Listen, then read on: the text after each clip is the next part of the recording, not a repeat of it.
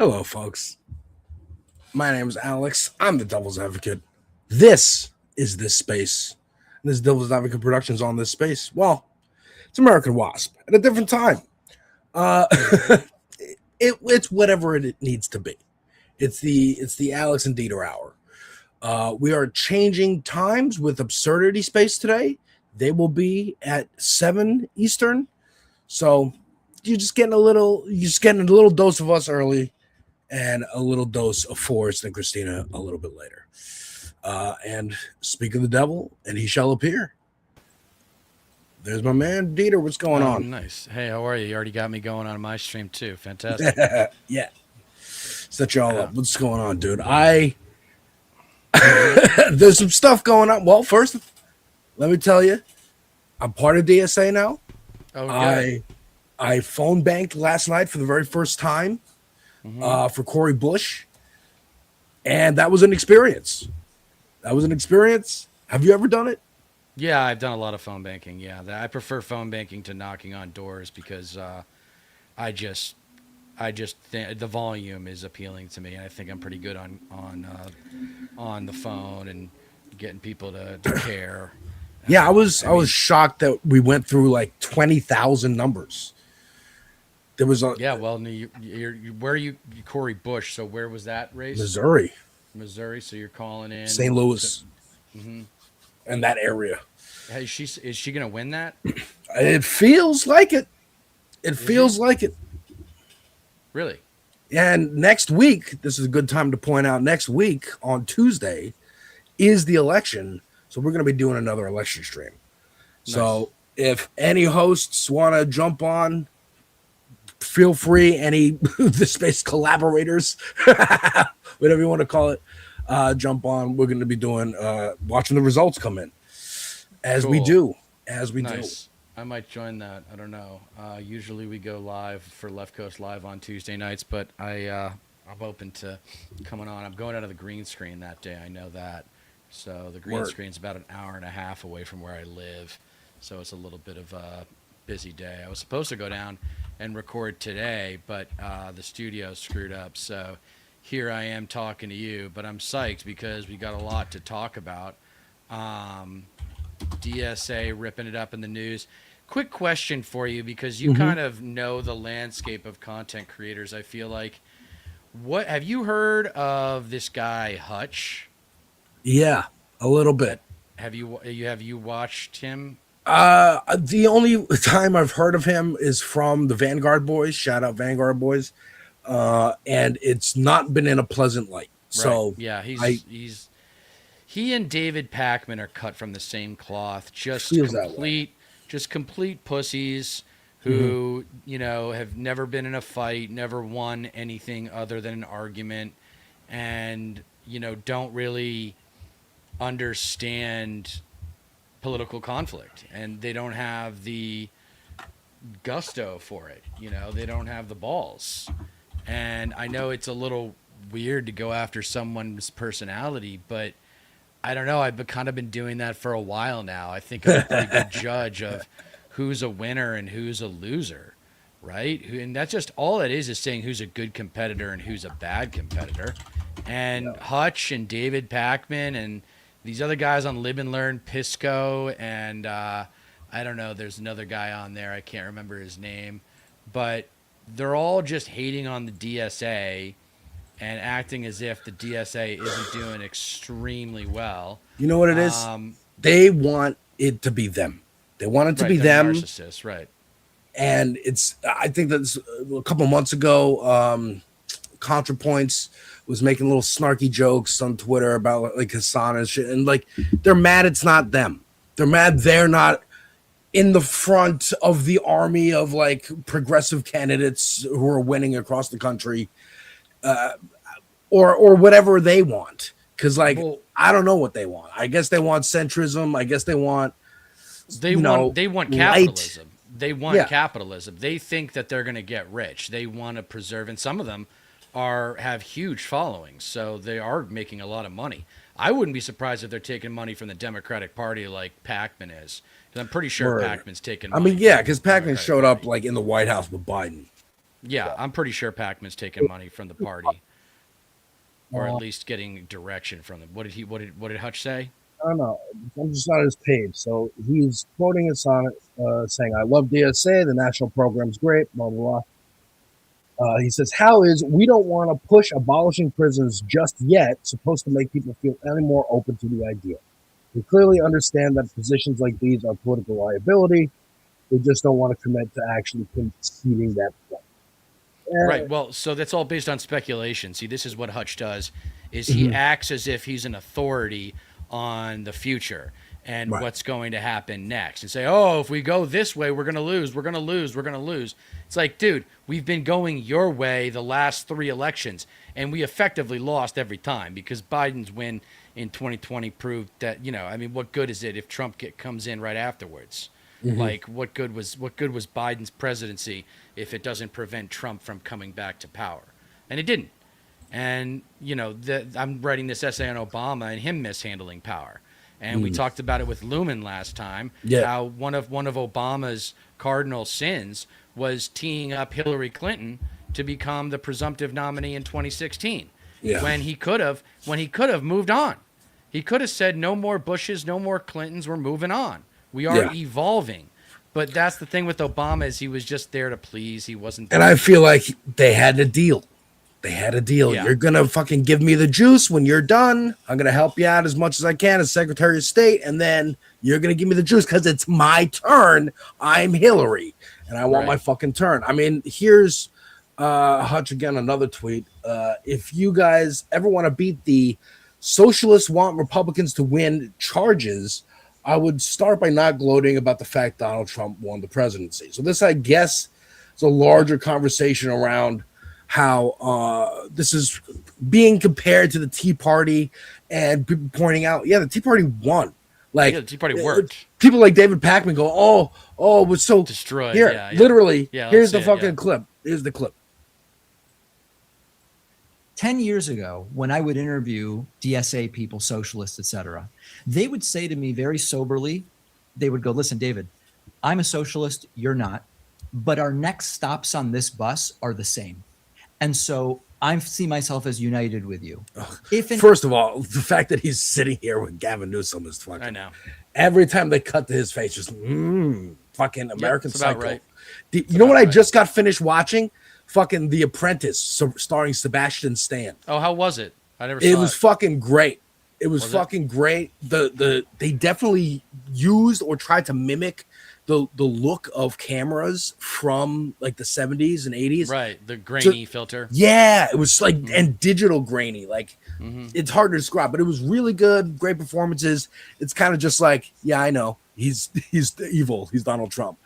There was a rape scene that I was not expecting, but like again, the fact that I'm reminded to talk about this movie I just watched about the rise of Donald Trump as I see the face of Gavin Newsom is not a shocker. It's not too dissimilar. United with you. If and when we get to social democracy and the things we agree on, we get people healthcare, et cetera, then the social democrats and the bona fide socialists can have an argument about whether we go further or not. I really respected that. That was a very interesting conversation to have. There wasn't a litmus test that was imposed on me as someone who is not a socialist. That's very different now, where I regularly get emails and see comments for people saying, you're with us or against us. It doesn't matter if we agree on universal health care and a few other things. We believe housing should be government owned and people are assigned a house and blah, blah, blah. I go, I don't believe that. Do I think people should be homeless? No. Can I point to things that they all do this where they go, well, if you elect AOC to Congress, like this was 2018. If you elect AOC to Congress, suddenly the government's deciding what home you can have and where you can eat and how much you can eat. And like we're going to communist Russia or North Korea or whatever the fuck, which are all failures of capitalism and colonialism. So again, like we're not also doesn't address the issues, and I reacted to that entire interview. On my channel if you want, guys. Listen, definitely. But I didn't have a ton to say during it because I know who Pacman is, And I know that like he's been obsessed with having an on-camera career his entire life. He was, trying to become a male model at one point. Anyway, Was he really? Well, yeah, yet another like reason why he's mad at Hassan. Yeah, like a print model. Yeah, Pac-Man doesn't get in, and this is consistent with Gavin Newsom style. They don't get into specific issues. Yeah. They don't get into specifics about what issues, like he just referenced housing as a deal breaker issue for the progressive left, and that's just not true. Right. Universal health care, now that's a deal breaker issue. Mm-hmm. Like he's not characterizing the left accurately, but everyone does this. No one, unless you are a leftist, you do not do justice to the intellectual framework of political leftism in America, because you just you want it. Everyone is under this fucking delusion that they're going to get rich. I'm convinced. Mm-hmm. I'm convinced that we are all socially conditioned at a very early age to think that it's just a matter of time before I catch my break and I'm becoming. Yeah, we're temporarily embarrassed millionaires. We're all right. That's the phrase. No. Can I point to things that have been done in St. Louis and in Salt Lake City to just give people housing and how it's actually cheaper than having it on the streets?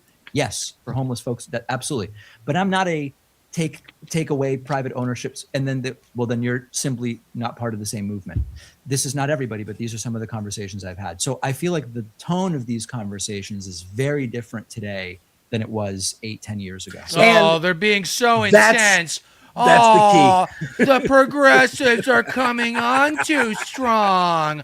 Oh, dude, you are such a fucking pussy.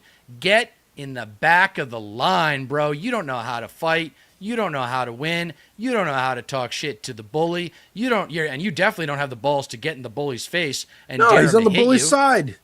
He's on the bully's side. He's such a loser. He's such a fucking loser. And it actually makes me, and those guys, Hutch and Pisco and Soy Pill and the other guy, they were going on.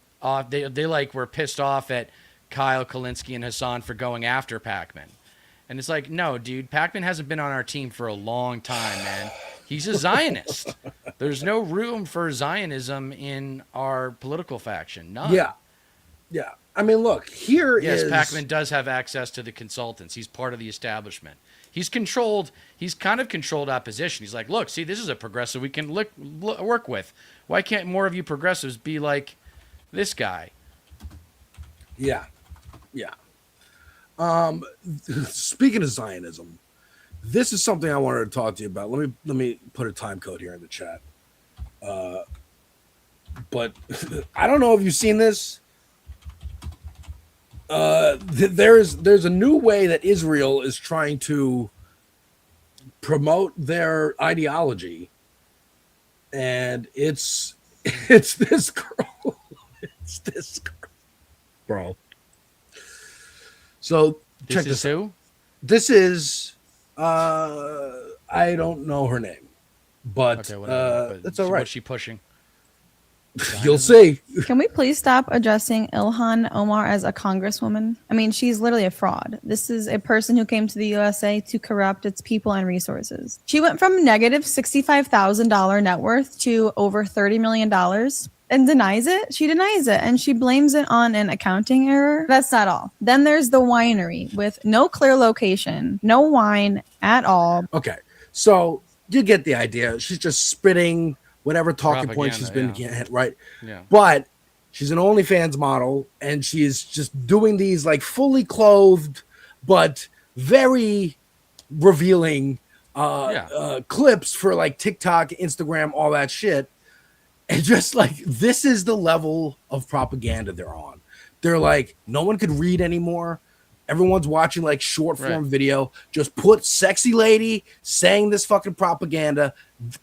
Will that get us the votes to win in 26 if the SAVE Act doesn't go through? Now, I want to point out something kind of funny, because the original person to post this is Lauren Witzke. Do you remember who Lauren Witzke is? No. Okay. She was a conservative pundit. She'd been on Fox and like Daily Caller in that world, online, very much like a pre-Candace Owens, Tommy Lauren, whatever. So she's upset by this. Oh my God. Going 5 years ago, we had brilliant conservative female thought leaders like Michelle Malkin blowing the lid open on mass migration and pissing off CPAC donors so badly that she was never invited back. Now, conservative female talking heads are just a bunch of shallow, disgusting skanks spewing low IQ takes about Muslims. Disgusting. I can't believe she defended Muslims at all, but let's check out Michelle Malkin. Remember Michelle Malkin? No. So Michelle Malkin, she would go on for another like internet celebrity, conservative talking head, pre-Candace Owens, this whole thing. She would do the same thing.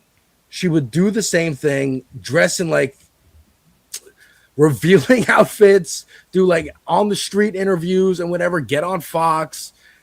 And like the fact that Lauren Witzke is like, oh, remember Michelle Malkin, how like educated and wise she was. It's like, no, she was doing the same thing. Right. The same just thing. Earlier on. Just earlier on. It's so fucking like, can we, all right. Tell me your take on this. The way right-wing media uses like aesthetically pleasing women is pretty gross. Yeah. Yep. That's funny that she got called a skank by. That was. I know. Yeah. And that it originally is a conservative. I mean, this is like, it's like Megyn Kelly being upset about that. You think Megyn Kelly's upset about this? She was a proto Lauren Chen. Yeah. For real. Yeah. Michelle Malkin. Well, so like, I mean. She was almost a senator. I didn't know that. I mean, it's like, is it okay to call Megyn Kelly the B word and the C word and like? I think it's okay. Like Natalie Ingram, like all these women, these female, because they hide behind their feminism to say, oh, you can't hit it. It's not, you can't be mean to girls. And I'm of the opinion, like if I saw Megyn Kelly in person walking down the street, I'd spit in her face. Well, okay, that's one way. I'd call her an asshole. Maybe I like to use like gendered terms like cunt or bitch. I would use for like men mostly, just because I don't want to say that to a woman, regardless of how horrible they may be. Whereas dick, asshole, cocksucker, maybe I'd say that to a woman. Laura Ingram, whatever the fuck. So you're an equal opportunity. You kind of flip it a little bit, The inversion because you want to use the vernacular, all the curse words that we learned, right? But you want to be appropriate where you use it. Yes, I hope this video, just me having this up, gets more people watching who are scrolling through YouTube Shorts right now. Yeah, so links here.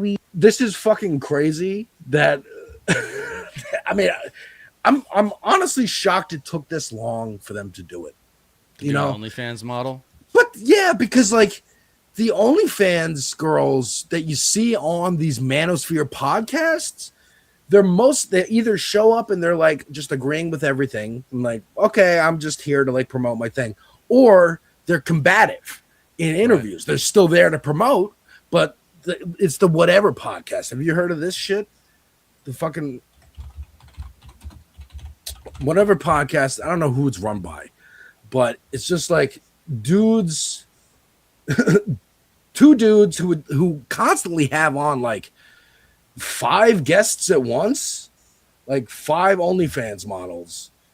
And sometimes those people are educated and argue back against. Basically, what is 2 dudes just calling them dumb whores for like an hour and a half. Here's Michael Knowles, and this guy. I forget it. They go and this is they interview OnlyFans models. Yeah, that seems to be like the entire thing. Yes, they talk. They just like call them dumb whores, and the girls are like, yeah, but like the means of production and like they are learned. A lot of sometimes those are the clips at least that I see go viral. I'm sure there's lots of times where the girls are just sitting there like, yeah, we're our dumb whores. Anyways, like I sign up, whatever. Yeah, as long as they get the attention, they don't care. Yeah, they don't give a shit, But it's it, having them like the OnlyFans girls themselves spouting it on their own is new. Like that is the novelty of this. Of like, there's no guy here like admonishing her or whatever, because you can make your own judgments about if she's a whore. But it's like whatever. We know you're watching it, you know, because it's a paradox. Conservatives are always like, oh, we got to ban porn and this and that. But it's like all your fans are fucking lonely virgins who are looking at porn. You're not gonna, you're gonna ban porn in Texas. You're gonna lose Texas. Texas is gonna be blue for a fucking decade, a century, if you do that. Right. Like, this is just baffling to me, and hilarious, and hilarious. And again, you know, to keep it on the topic, sort of Israel.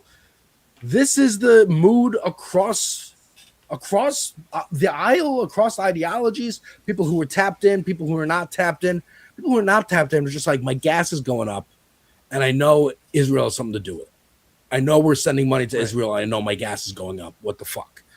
And some people are more educated. Here's Haley Stevens, who had an abysmal showing at the debate the other night, trying to make a stop and get a coffee here. And here's one of the workers. That's awesome. One, I did already vote, early voted. Somebody is going to win. I do not want Mike Rogers to win. And whoever it is, like I said, it's not an issue. It's not a candidate issue. It's a human rights issue. Yeah, right. What's your full name? Jai, J-A-I. Singletary, S-I-N-G. All right now, guys. See you on Bye. See you tonight. I'm 31. I missed the top of this, but you were, is the neighborhood board? Yeah, so I kind of answered, I put one hat on, executive director of Woodbridge Neighborhood Development. Okay. And my second hat, I've been living in the city of Detroit since 2019. I've been a resident of Michigan since 2017. And you already voted early. I did. Absentee Yeah, I got a ABB, yeah, absolutely. for everyone. I did. And so why did you want to be here to talk to? Because, like I said, it's not a candidate issue. Mhm. Not a candidate issue. I think this is, no matter who wins, no matter who loses, because it's not like it's going to go away. I know I sound like a broken record. Those 6-year-olds that I coach here, they're just as precious as the 6-year-olds in Palestine. And it just absolutely breaks my heart when I see limbs missing, children, they're having to play soccer on crutches with no legs, having to live lives. And I feel like my country is directly responsible for those actions. And it needs to stop. When you make of this interaction that you just had? What do I make of it? I mean, again, she's not a devil to me, you know? She's somebody that could potentially win this seat. And I wanted an opportunity to speak with somebody about an issue. And I have no Palestinian blood in me. It's just, I have to believe what I see. I have to believe what I see. So about the interaction, it was fine. It was cordial. We got to talk about both. I tried my best to talk about both sides of what I care about in my professional work, but also as a person. Yeah. Will you vote, if Haley wins the primary, will you vote for her in general? Likely, yeah. I'm curious in your. That's one of the most fair, cordial, like, you know, again, we are nicely, calmly, with a smile, taking over the Democratic Party. You motherfuckers. You and I will be the curse word motherfuckers who are like, no, we're taking this war, bitch. We're taking this shit over. I just think it's evaluating what you're dealing with. Like, I don't think Haley Stevens is a real powerhouse name and force within the Democratic Party establishment. Right. And, you know, so Doel, I'll say, will hopefully make quick work of her. But, yeah, it's interesting. The Hutch and Live and Learn guys, they don't seem to really care much about AIPAC, or they don't really care much about campaign finance reform. I can't figure out which one it is or if it's both. But, yeah, I mean, it's good to see the guys being a lot more polite than I would have been. Yeah. I mean, the verdict is in on these neoliberals. Yeah. Like, I mean, I mean, she ran away even. She ran away. I'm not on the Hassan level where Hassan was asked by Jennifer Welch if it was JD Vance versus Gavin Newsom for president, who would you vote for? And he said neither, probably third party. And everybody threw their arm up, all like the live and learn guys would throw their hands up and be like, oh, that's outrageous. How could you do that? Yada, yada, yada. And, I probably would vote for Gavin Newsom in that scenario, but I totally get it where he's coming from. I mean, he just fed up with the establishment. I mean, he was like, it doesn't matter at that point. If the candidate is Gavin Newsom, the battle's already been lost. It doesn't matter. It doesn't matter who you vote for. You're going to get the same shit. It's just going to be, is it more aggressive or a little slyer? History indicates that much. And, the big one here is Obama, because people are so jaded after he came in with all that popularity, all that momentum, majorities in both houses of Congress. And he was just an utter disappointment. And people have this thing. He's like, oh, he's charismatic and he's good on camera and, he's good in public. And that made it okay for him to send $38 billion to Israel. That made it okay for the drone strikes. That made it okay for him to expand the executive orders in much the same way W did.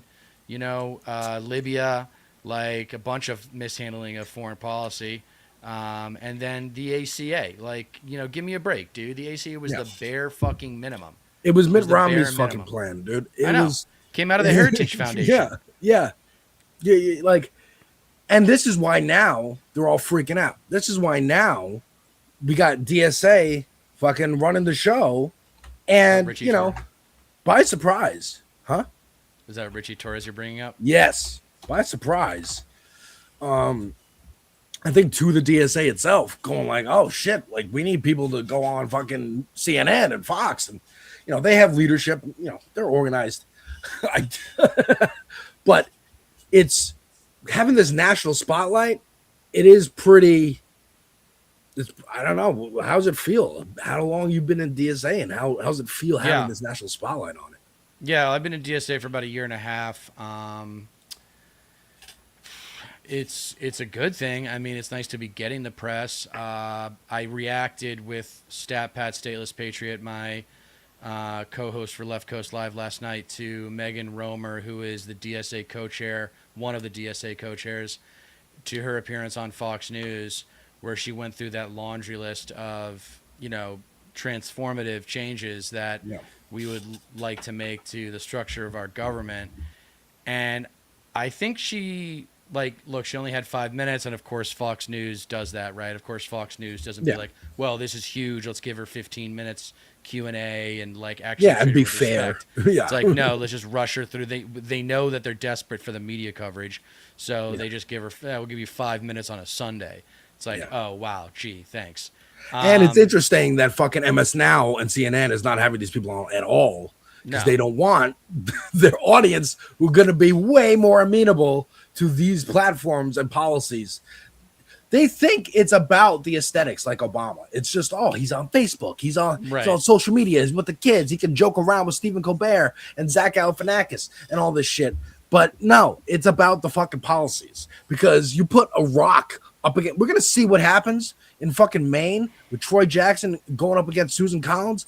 But if Troy Jackson beats Susan Collins, that's a bigger win, because that's a shifting the plan mid fucking race. Going, oh shit, we just won the primary with Grant Planner, and he has to drop out. We have to do a whole mini convention to find a replacement. We have to make sure that we don't lose people from this momentum and this. And if they fucking win, then you could fucking throw anything at any candidate. We'll switch it out. It doesn't fucking matter. But here's who David Pakman thinks should be the future of the party. On the progressive movement. And the reason I want to talk to you about this is I see you really, when people ask me, who do you see right now as the sort of progressive that you like to be at the head of this movement going forward, I think of you. And there's a bunch of different reasons why. And unfortunately, there is right now a bit of a division, as I see it, on the left on a number of issues. That includes foreign policy, certainly. He won't say the word fucking Israel. Palestine. He won't say the Well, word. Richie Torres was on the record when Zoran was running, is calling him like a Mickey Mouse candidate, whatever that means, but basically Celebrity. trivializing Zoran's candidacy, and then he ends up winning. So it's like, dude, Zoran's a hell of a lot more popular in your district than you are. So instead of expecting the progressives to become more like the liberals who have lost and been losers, then why don't the liberals try to become more like the progressives? Because we're the ones actually winning. And we've got, and more than all of that, because, you know, that is relevant, but that shouldn't be the determining factor. The determining factor should be what's best for the goddamn country. Yes. Like, what are the solutions? I don't care if it's not necessarily popular right now. Long term, abolishing the Senate makes sense. Yeah. Now, replacing the presidency with like a consulate or a triumvirate or 5-person committee, I don't know about that. That's probably one of the things I'm least into. Overhauling the Supreme Court, definitely down with. But it's got to be. Just putting these ideas out there, that's enough. Like, get people starting to think about, hey, this doesn't have to be a static. Look how well this static institution that is rotted to the core has been treating you in your life. How about there are just certain things. So and it's good to kind of it's almost like flooding the zone a little bit, like Steve Bannon talks about, to kind of just go through that list and be like, yep, abolish prisons, eventually long-term plan.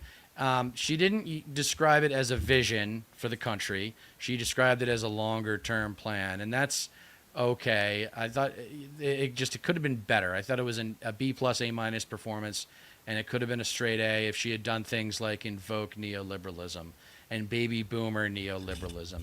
Take that generational angle. Like, there needs to be a little bit more creativity but in she's the on way Fox that we News. attack. Yeah, okay, but so she's talking to that audience, and she doesn't want to reason to do it. She doesn't want to. But that'll be good for ratings. You go they'll bring her back. You go the other way around, and you go, no, the baby boomers were the hippies. They were the black radicals fighting for justice and equality in this country. You tie it to their generation. You go, no, you guys are great. You guys are great. You actually inspired us. Hell, I saw an interview what was it? I think it was actually on the phone banking call that I was doing last night for Corey Bush, saying, you know what old people love the most? Young people getting involved. Young people getting involved. That's what turns them around. Oh, my grandson is excited about Abdul El Sayed. Well, then I'm excited too, because they've never talked about politics to me. That's what's that's what's bridging the gap. And that needs to be bridged as much as it can be. So, I feel you on that. The performance could have been better. But, when it comes to Richie Torres, we're coming for you, Richie. Oh, Richie Torres, I know you won tonight. I didn't even look at your race. You probably won, you piece of shit. Remember, I was coming for you, but you got lucky this time. But I'll see you in 2. I'll see you in 2, motherfucker. I know you stopped talking shit. I know you stopped talking about Israel, Richie Torres. What happened? I'll see you in 2 years, motherfucker. Yeah, so he's gonna get primary Hakeem Jeffries, who the Live and Learn guys love, who apparently I mean, you being half black, I think I've brought this up to you before, but don't you find it disgusting the way the neoliberal establishment uses particularly black politicians? Got it right here. Jim Clyburn, the most prolific example, the guy who takes more pharma money than Cory Booker, and that's saying a lot. Yeah, and here's again, the progressive caucus. That's what Richie Torres is part of. That shit is not progressive. No, that's a way to and kind the of congressional. Make it well, here's the tough one. Yeah. The tougher one to swallow is the Congressional Black Caucus.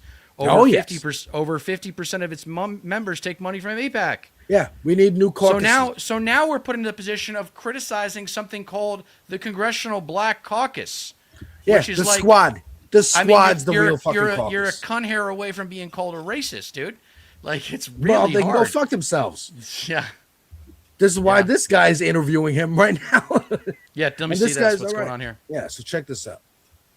So I don't know who this is. I don't know who this is. but Okay, whatever. I saw them. He interviewed Emma Vigeland about the Grant Platter stuff. So, he's kind of progressive, but probably not a member of DSA. There are a lot of black people who are out here supporting Trump. You cannot tell me that his policies are good for black Americans. He's lying. Are they? So why are black people supporting him? Might be because the Democratic Party hasn't delivered. Like, it might be because the years of investment in neoliberal democratic politics has not changed their communities, right? Like, couldn't they be voting not just for Republicans, but against Democrats? Well put. Well, don't vote at all. Isn't that what you said? That's what they do that too. I wanted to say that I feel like when we Sorry, what? They do that too. That's what they do more prolifically, is they just don't show up. Yeah. It's not like black voters voting for Trump isn't the problem. It's right in terms of just the black vote. It's not the black voters that vote for Trump. It's the black voters that don't show up because they don't feel heard. They don't feel like they're being spoken to. Is people who don't vote. Exactly. Yeah. Talk to a lot of the Democratic base. We hear a desire for accountability from their own leadership. A leadership they feel like has not delivered. A leadership they feel like made some political stumbles for Donald Trump to return. I guess I was asking, do you share any of that? No, I don't. That no? And you're saying no. I'm saying no. I'm saying that's what you're saying. They don't tell me that. Why? They don't tell you that? Why are my constituents telling you stuff they want to tell me? Because they're afraid of you. It's a little hard to believe that you haven't heard the Democrats say they're mad at their own party leadership right now. That feels pervasive. Like we just saw Adriano Espaillat lose in New York. We just saw from the Congressional Hispanic Caucus to Daria Lisa Chevalier. But when in Colorado, you have a Democratic Socialist Alliance candidate leading in the Wisconsin governor's primary. Those things feel like an evidence of a Democratic Party base who is searching for something different. Do you think that's true? Well, it all depends on why. I mean, where are they getting their messages from? I just think that a lot of it has to they're being swayed by social media. It's the messengers. With whoever the nominee is or whoever the candidate is, and whether or not they do a good job of campaigning. Yeah, you're saying it's up to the individual candidate. Absolutely. No. Oh my God. Okay. Up to the individual candidates. So it just you can tell just how out of touch he is. I mean, these guys are so insulated from reality. They have all these handlers who take care of all the bullshit in their life. They never have to do their own cooking or shopping their own errands or anything like that. They're not talking to people. Oh, why aren't they telling me this? It's like, because you're in power and they don't want to hurt the relationship, dude. And they probably are telling you, like the host said. I find it hard to believe that you haven't come across one South Carolina Democrat that isn't unhappy with the establishment. And That's he crazy. keeps putting it back. Like Clyburn keeps putting it back. It's just baby boomer narcissism right there. Like, they can't it's take like, I don't know. It must be them. Yeah. Can't be us. Can't be us. Yeah. Like, it is you, you fucking idiot. You're the problem. Get the hell out of the way. You're the fucking problem. Why are you still in power? You're like 86. Yeah. Why are you still in public service? You're utterly useless. You can't keep up. I mean, that's where I feel like the generational thing could work sometimes, but like Bernie, like he is running around endorsing everybody, fucking like, because he's 86 or I don't know, 80 something, and he's like, I know I'm fucking running out of time. I got to get as many of these motherfuckers elected as possible. Sure. While he's still here, so to endorse. This is Francesca Hong, who's running for governor in Wisconsin. Yeah. Right. This is from the debate. Kind of, to us, I guess, maybe a little tepid, but I think it's still a good delivery here. Abolishing the Senate, prisons, and replacing the presidency and the Supreme Court as we know it. Do you fully back the DSA platform, and why should primary voters trust your judgment and your ability to win statewide? Well, first, thank you so much to the team at WISN and Marquette University for hosting this important debate. I do not support the full platform of the national DSA, and I'm not endorsed by DSA National. What democratic socialism is a form of government that puts working class people first, that puts work first. The policies that we have been working on, permanent affordability, has broad bipartisan support in every corner of the state. Well, things like fully funding our public schools, ensuring that we are doing right by our kids and cutting property taxes, taxing the ultra wealthy and mega corporations, ensuring that we can invest in free childcare and that everyone has access to affordable housing. And we are the only campaign to support a moratorium on AI data centers, and we have found broad bipartisan support. I am looking forward to helping the Democrats become the big tent party that they've aimed to be for many years. Mr. Barnes, you were once seen. Yeah, so, yeah, good answer. I think the DSA sets the fucking agenda. And then candidates can absolutely go, I don't fully endorse them. I'm actually running away from them, but I agree with this and that. Because good. Look, I remember, this is a weird analogy, but I remember when it was, I think 2024 was going to happen, and the Republican primary. And Vivek Ramaswamy had no intention of becoming president, just wanted to up his profile. Sure. And because of that, he could run to the right of everybody else on stage. He could do the Donald Trump thing in 2016, where he didn't give a fuck if he won or not. He's just there to like get attention and, make money. That's what the DSA should be.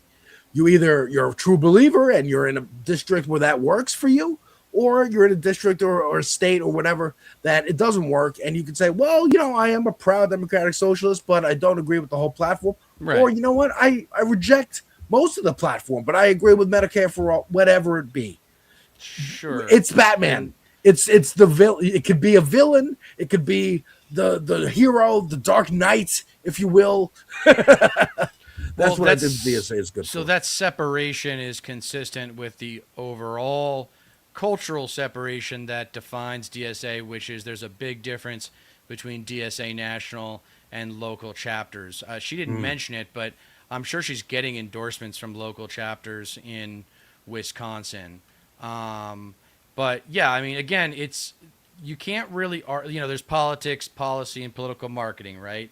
I don't think you can argue that the timing of this appearance by Megan Romer and this layout of this huge vision, I think it was probably a little premature. Like, we're just getting traction. We're just winning primaries. Let's get universal health care and a minimum wage raise, before we start talking about abolishing the presidency. With that said, it has gotten the DSA a lot of attention, and there is that expression, any press is good press. Yeah, and this reminds me of 2018 with AOC. I work in I'm a video editor for the news. I cut a lot of footage of AOC in 2018 because it's being used as a warning, and a lot of the footage of her from 2018 was pumped out on Fox, was pumped out on the right wing to be like, hey, here's a warning. Whenever you see Joe Biden, whenever you see John Ossoff or fucking Pete Buttigieg, you should think of this scary, sexy Puerto Rican chick from New York, because that will make your brain confused, much like the Israel OnlyFans thing, where it's like hitting a lizard brain in it. You want to have sex with her, but you disagree. Grandpa who's sitting on his fucking couch watching fucking Outnumbered every goddamn day. That it's the scare tactic, and it worked in the opposite direction, made her super fucking popular. Right. That is what's happening now with DSA broadly. It's happening with Hassan. Thank you, Andrew Cuomo, and fucking the upstate New York chapters of the Democratic National Committee condemning Effie Staley Phillips from going on Hassan's show for actually breaking him into the fucking cultural zeitgeist, breaking him into mainstream conversation. If SNL doesn't have a fucking parody of him this fall, like, if the more visible he gets, the more people say DSA, the more people are going to fucking sign up. The more people are going to look at the platform and go, this actually sounds like a functional society. It's also not big. DSA is only like, we hit 100,000 members a year ago. I think we're like 125,000 members. Like, it's not It's not huge. It's a small organization. It just, and that's what's actually really impressive about it is how much power it's starting to wield. Right. And how people are recognizing it as the catalyst for meaningful change within the Democratic Party. But you know, it's the fact that like no one else, again, the foundations of this country are rotted to the core. It's not about like, oh, we just got to like fix this disease within the healthy host body. It's no, the host body itself is fucked. Is diseased, yeah. It needs to be, the foundations need to be repaved and whatever the fuck mixed metaphor I'm using right now. Yeah, I mean, it's I say we've got cancer and we can't cut it out. We have to use radiation. And people are, yes, yeah, that's a great way. There's a lot of, because of this highlighting of these pretty, again, I remember 2018, a spot on Fox, there was like footage of a DSA meeting, like opening where they're going like, point of order, I have, you know, auditory issues, like can we not do clapping? Point of order, I was misgendered or whatever, to make them seem weak, to make them seem silly and fringe, but also you should be afraid of this. And now we're seeing, unfortunately, because we live in a fucking stupid timeline where goddamn Twitch streamers can fucking affect national politics, we're seeing internet beefs start to affect who's taking advice from what. Like David Pakman is now aligning with Destiny and Hassan Long, like have some kind of history together that I don't fucking know and don't care about. Well, Destiny's done, dude. Destiny's except for done, the fact that it matters to national politics now. But Pakman's done. Like they're on their way out. I mean, I know it's speculation, it's guessing. It might be optimistic, but if you're not, like, if you're on the progressive left and you're not at least DSA curious, you're gonna get sidelined. Like, yeah, you're and gonna that might happen. You're gonna get sidelined. And they're freaking out seeing their subscribers go down. Like David Pakman talks about with Gavin Newsom. Oh, I'm getting more comments and more emails talking about you're with us or against us. Like, draw a line, stand somewhere, stand for anything, you fucking losers. And we're also seeing former like DSA people get these opportunities to go shit on DSA because they have personal beefs. Here's a clip. I don't know who this is. People, Hassan Piker on people like Lefty Winter joining DSA, immediately demanding a purge of socialists, leaving and then doing interviews with opposition media like the New York Times. And this is a guy doing an interview with Fox. The furthest right elements within the Democratic Socialists of America obviously were very critical of that one person who just came out of nowhere and was like, that one person on Twitter who was like, I joined DSA finally. And then a week later was like, I'm leaving DSA because the DSA needs to purge all of its tankies. I was like, who the fuck is this guy? The fuck? The fuck do you mean? The fuck are you talking about? The fuck? The person and interviewed them. Yeah, I saw this. The fact that Lefty Winter joined DSA 2 seconds ago and is already getting interviewed by the New York Times for an anti-DSA hit piece says everything we needed to know. That's a plant. Yeah. Can't believe I'm doing an interview with a former AOC legislative aide with the New York Times who left DSA because of how they treated her.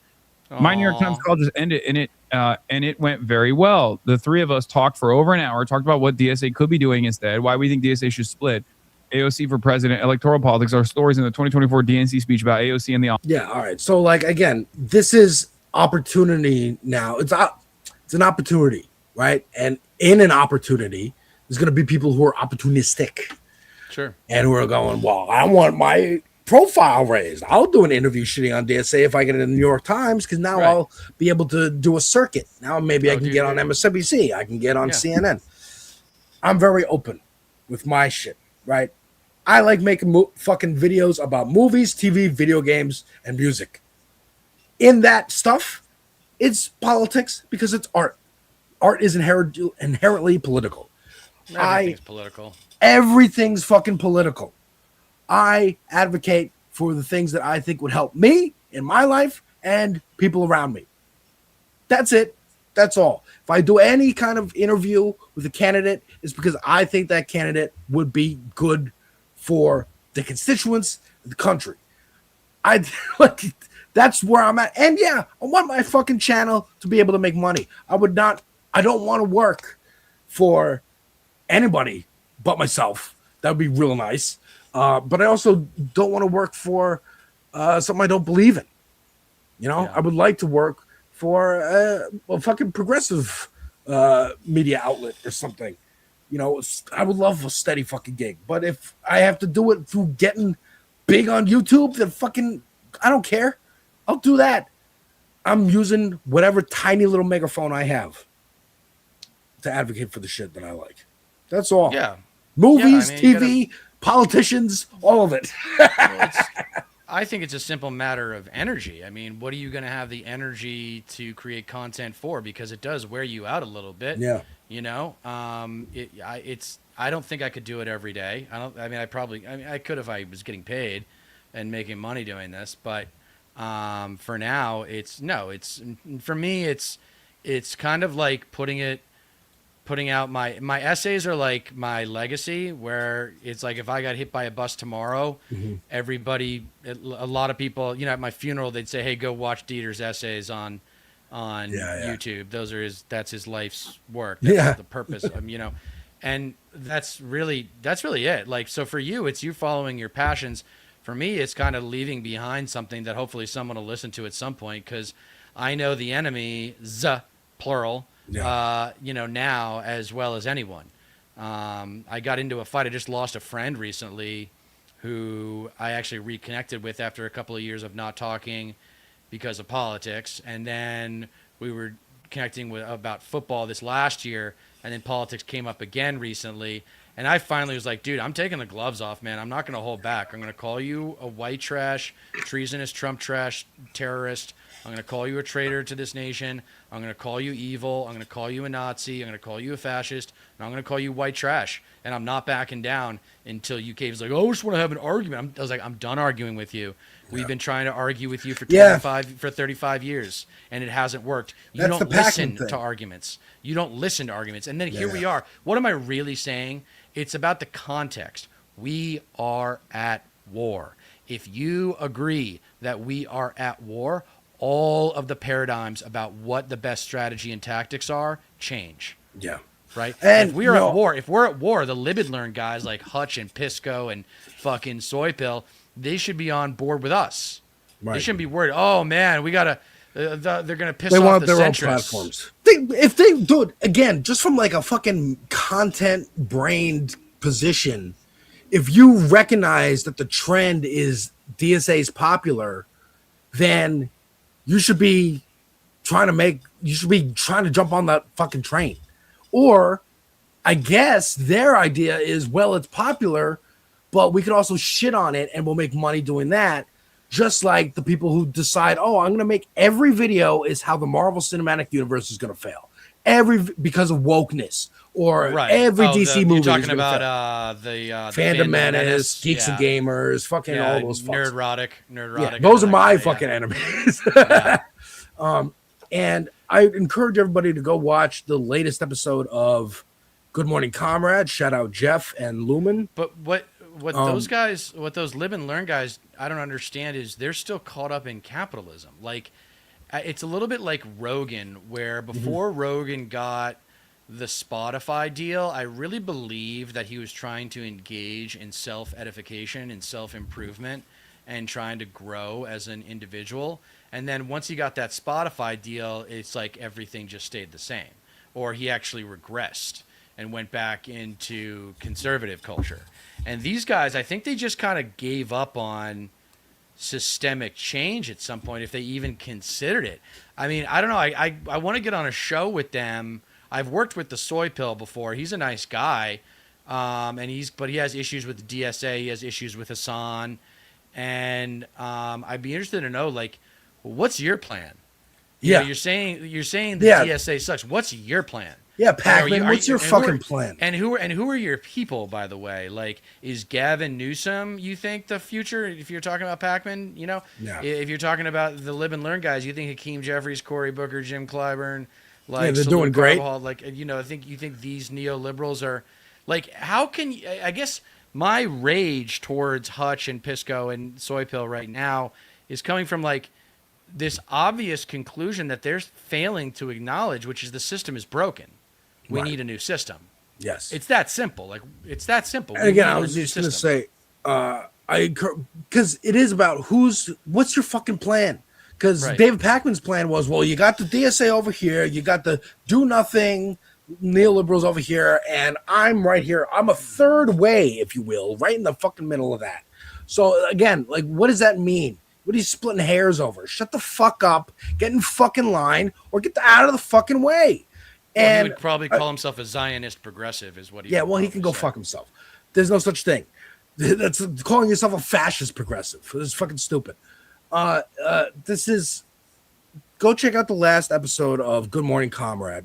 Great interview with two DSA leaders on that, and on specifically there was a question of endorsing AOC early and how learning the lesson of Bernie, like the earlier you do it, the more say you have in the more part of the campaign you are.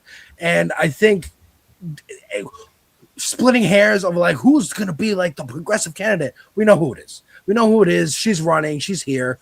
And I think this is a fucking good message that we can kind of end on here. Just talking about the fight, the big donors, the fascists, but also the neoliberals. And this was at an Abdul rally about a week ago. You've also seen the suite of shameful and quiet bigotries that hide in the shadows. Racism, sexism, fear of our neighbor, that seem to rear their head the strongest when we get the closest to uniting across our differences.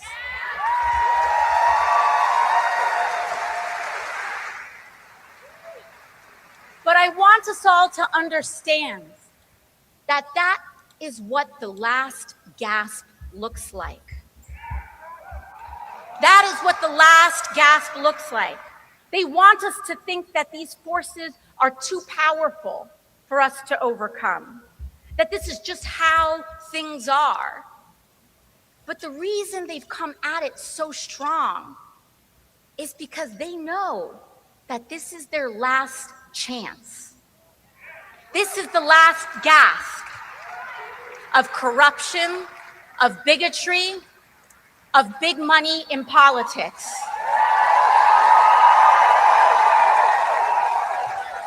And people are. It's the last gasp of the Confederacy. It's the last gasp of neoliberal. It's the death throes of this neoliberal. I don't know. I don't think so. I think that the fight against the old Confederacy, the fight against white trash America, the fight against Confederate flag waving, Bible beating gun nuts, aka MAGA, I don't think that's ever going to end. I mean, that's the fight against evil, and that's the never-ending battle. But that's sure.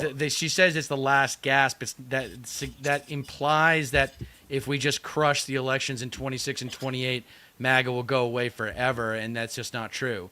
Like, we need to make sure that we need to make sure no Republican is president for the next 40 years. Yes, because it's and I that think the baby boomers die off. It's the mom. I mean, Mamdani is literally modeling it right now. You get in and you don't stop running. Like, he's running for mayor still. He's every single day he's making news. He's doing something. He's fixing something. He's getting the fucking city back on track to make this the greatest city in the fucking world. It always is, but we're gonna make it actually shiny and new and not smell like piss as much.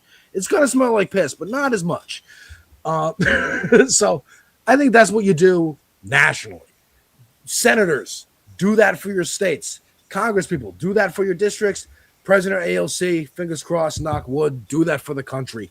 Keep running after you win. Every day she's doing something that makes the nation a little bit better, changes the foundation, changes the way we think about politics, what government can do for you. Dieter, what do you think? I think it's all good. I mean, I love the direction that she's been in. I mean, my whole thing is I want to get my hands on these people and coach them because there's not a political operative out there that I couldn't improve upon. But, I'm